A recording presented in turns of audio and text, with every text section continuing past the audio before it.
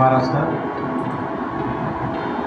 दिनांक 1 ऑगस्ट 2024 रोजी माननीय सर्वोच्च न्यायालयाने SC ST आरक्षणासंदर्भात घेतलेला जो निर्णय आहे तो संपूर्ण SC ST समाजाला घातक असा निर्णय घेतलेला आहे। त्याची वर्गवारी केलेली आहे आणि यासाठी संपूर्ण बहुजन समाजाने त्याचप्रमाणे संपूर्ण संघटनांनी दिनांक 21/8/2024 रोजी संपूर्ण भारत बंदचं आवाहन केलेलं आहे।